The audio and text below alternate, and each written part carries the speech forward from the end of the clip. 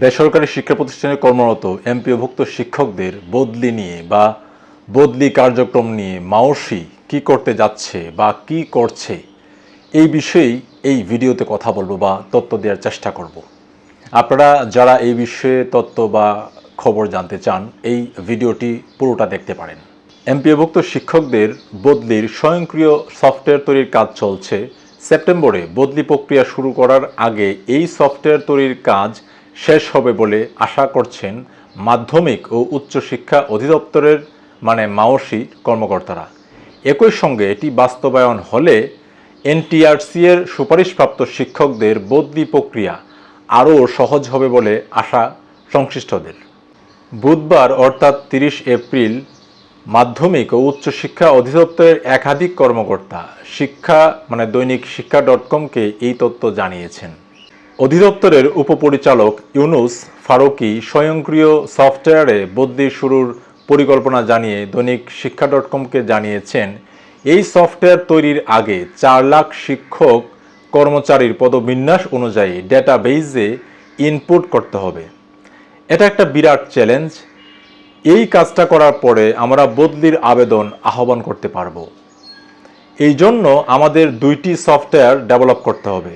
একটা হলো শিক্ষক কর্মচারীদের পদবিন্যাস অনুযায়ী সাজানো, তারপরে সফটওয়্যার তৈরি হলে এই তথ্যগুলো মূল সফটওয়্যারে ইনপুট করা, সেগুলো ভেরিফাইড করা কোন প্রতিষ্ঠানে কতটি পদ, এছাড়াও অনুমোদিত কর্মরতদের নাম, বিষয়, জন্ম তারিখ ইত্যাদি গুরুত্বপূর্ণ তথ্য সম্বলিত একটি তথ্য ছক পূরণ করে ডেটাবেইজড আপডেট করার পরে পূর্ণাঙ্গ সফটওয়্যার তৈরি করা হবে। তিনি আরও বলেন, আমাদের এই সংক্রান্ত সভায় ইএমআইএস সেলের 3 জন সিস্টেম অ্যানালিস্ট ছিলেন। যেহেতু এখানে হিউজ ডেটা ইনপুট করা হবে, সেই ক্ষেত্রে তারা একটি প্রতিবেদন দেবেন। প্রয়োজনে সার্ভার স্পেস বাড়ানো হবে যাতে সফটওয়্যার স্লো না হয়ে যায়, সেই ব্যবস্থা তারা করবেন। এটা তারা খুব দ্রুততম সময়েই করবেন। গত বছরের 18 ডিসেম্বর এমপিওভুক্ত শিক্ষকদের বদলি নীতিমালা প্রকাশ করে শিক্ষা মন্ত্রণালয়। নীতিমালা অনুযায়ী শুধু মাওসির মহাপরিচালক পারস্পরিক বদলির আবেদন নিষ্পত্তি করতে পারবেন। নীতিমালায় এই বদলি স্বয়ংক্রিয় সফটওয়্যারে হবে বলে জানানো হয়েছিল। এরই ধারাবাহিকতায় এবার সেই সফটওয়্যার তৈরির কাজ চলছে। জারি করা নীতিমালায় বদলির সাধারণ শর্তে বলা হয়েছিল, এনটিআরসি প্রতিষ্ঠান ভিত্তিক শূন্য পদের চাহিদা বা বিবরণ 15 সেপ্টেম্বরের মধ্যে অনলাইনে প্রকাশ করবে। প্রকাশিত শূন্য পদের বিপরীতে মাধ্যমিক ও উচ্চশিক্ষা অধিদপ্তর বদলির আবেদন আহ্বান করবে। সমপদে পদশূন্য থাকা সাপেক্ষে বদলির জন্য 1 থেকে 30 অক্টোবরের মধ্যে অনলাইনে আবেদন করতে পারবে। 30 নভেম্বরের মধ্যে বদলির আদেশ জারি করা হবে। 30 ডিসেম্বরের মধ্যে নতুন কর্মস্থলে যোগদান সম্পন্ন হবে। আবেদনকারী শিক্ষক তার চাকরির আবেদনে উল্লেখ করা নিজ জেলায় বদলির জন্য আবেদন করবেন। তবে নিজ জেলায় পদ শূন্য না থাকলে নিজ বিভাগের যে কোনো জেলায় শূন্য পদের বিপরীতে বদলির আবেদন করতে পারবেন।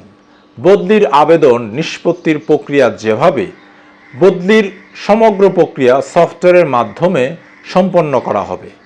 মাধ্যমিক ও উচ্চশিক্ষা অধিদপ্তর সফটওয়্যার তৈরি ও অনলাইন আবেদনের ফরম্যাট নির্ধারণ করবে। বদলিকৃত শিক্ষকের ইন্ডেক্স আগের প্রতিষ্ঠান থেকে বদলিকৃত প্রতিষ্ঠানে অনলাইনে ট্রান্সফার হবে। পারস্পরিক বদলির ক্ষেত্রে লিখিত আবেদনের প্রেক্ষিতে কর্তৃপক্ষ বদলি পদায়নের বিষয়টি নিষ্পন্ন করতে পারবেন।